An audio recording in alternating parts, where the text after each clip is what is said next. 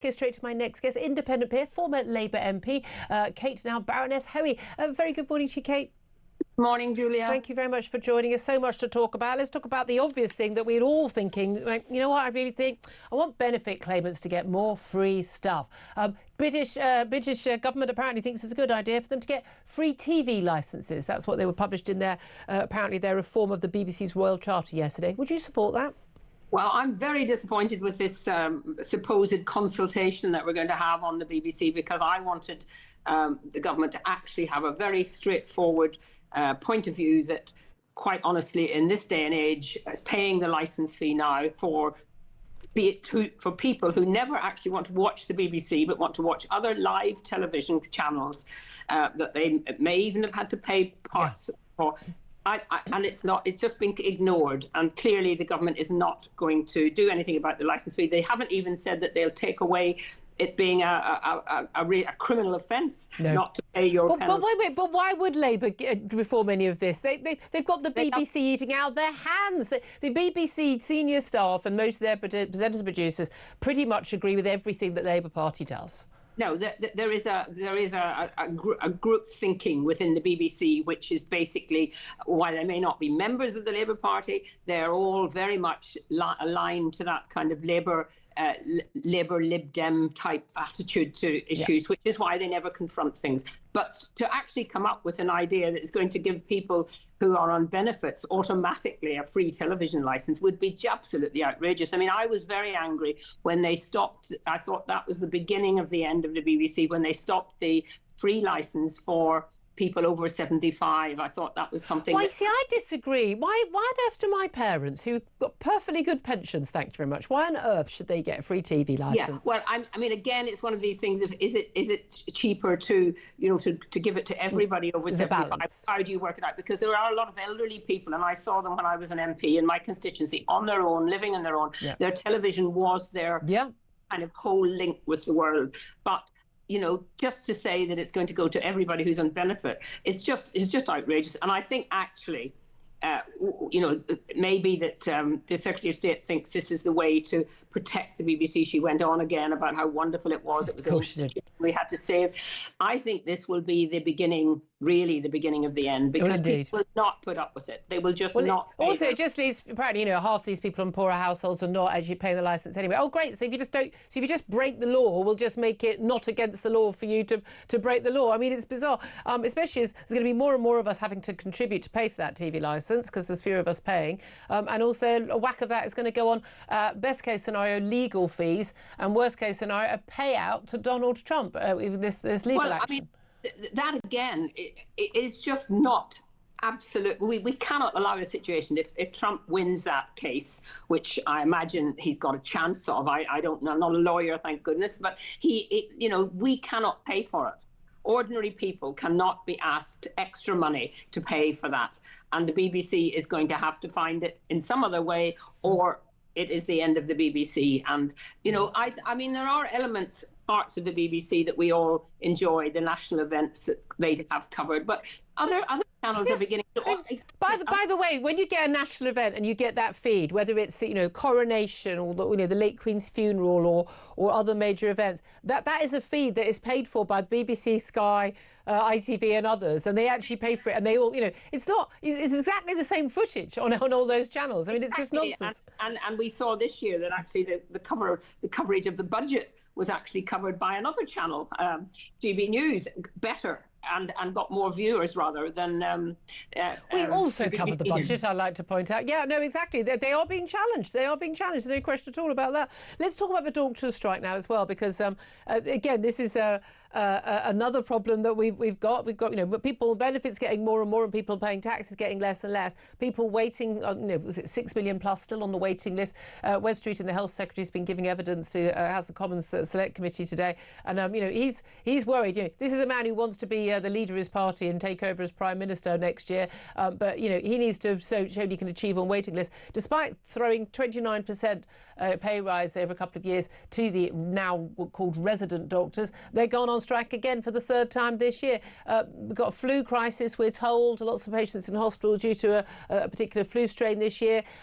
What do you make of doctors' decision to go ahead with that strike starting at 7 o'clock this morning? Well, I was pretty amazed the second time round. I thought last week when they had that second ballot that coming up to Christmas with the flu epidemic that there is, that they would have decided. But actually, it was a big majority. And I think this is very damaging for Labour, because Labour is meant to be the party that's got very close to trade unions, can work with them, blame the Tories all the time for, taking on the unions. And here we have a situation where a really essential part of our public life, doctors, particularly during the winter, are just going against what the government has wanted and going against what the public thinks. And what's so upsetting is that we have, I met two people in the last couple of weeks, both of them who hadn't got into medical school. Yeah. They'd applied for medical school, they'd had very good results. They didn't get in because there were a lot more people being taken from other countries first, because they pay more. Yeah, they pay 30 grand a year instead of 9.5 grand a year. Yes. So what's nice? Let's take the Chinese and the Indians and the Nigerians. And I just thought,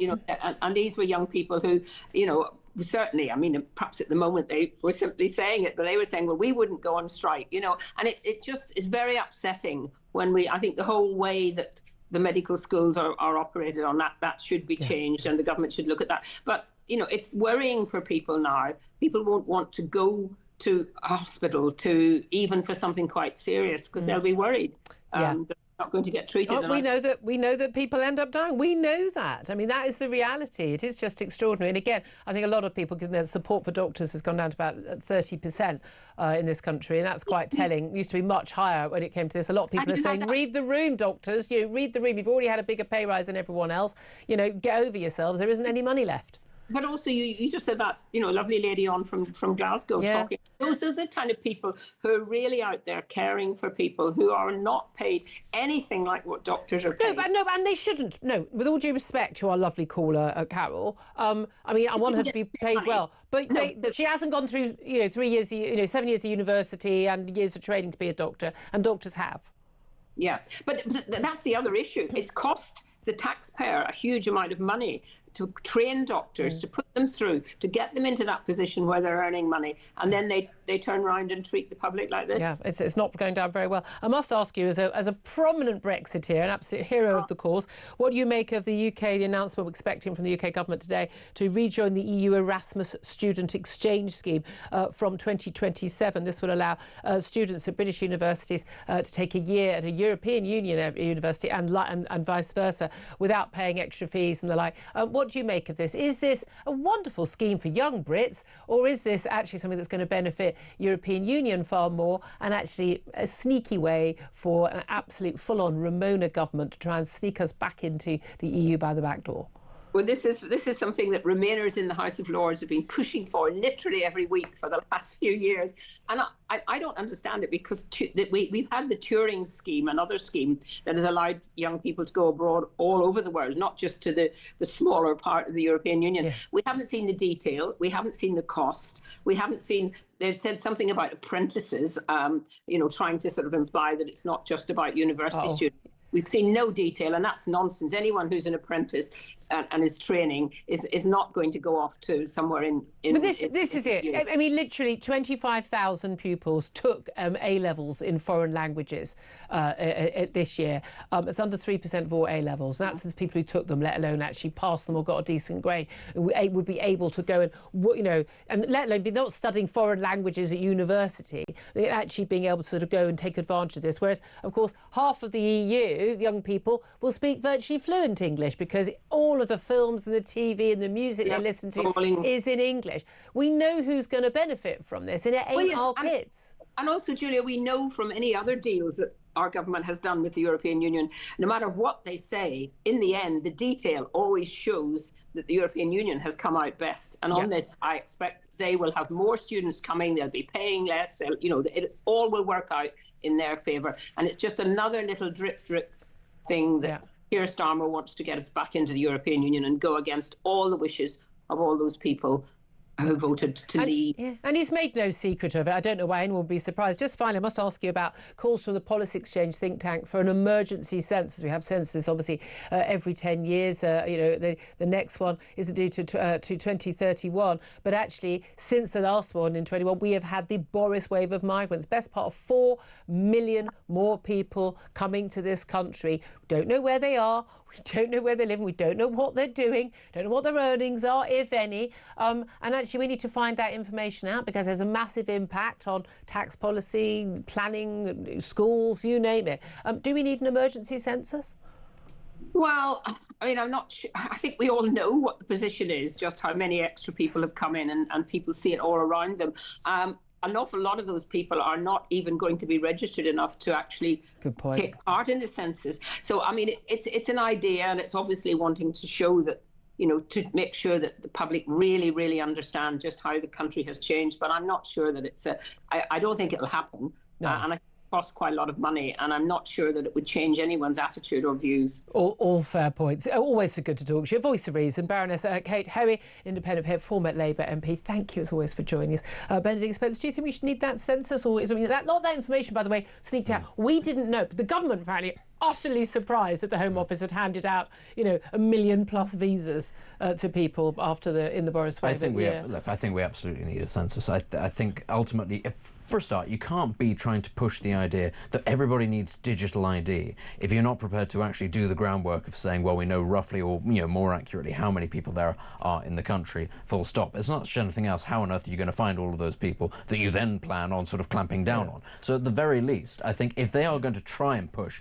all of this idea about greater state surveillance and this is going to stop all these things, I'd say to them, okay, get your house in order, get your ducks in order, tell us how many people are actually here and where they all come from, and then maybe we'll listen to you. Not that we actually will accept the argument, but that would be a great start. I find it extraordinary, the people who say, we should have digital ID. I'd like to get it on every show. Is they genuinely, we have a system where you have to have a passport to get into the country and you have to have a passport to get out of the country if you're British or a foreign national, and we don't know how many people are in the country, how many people have arrived and how many people have left, or who they are.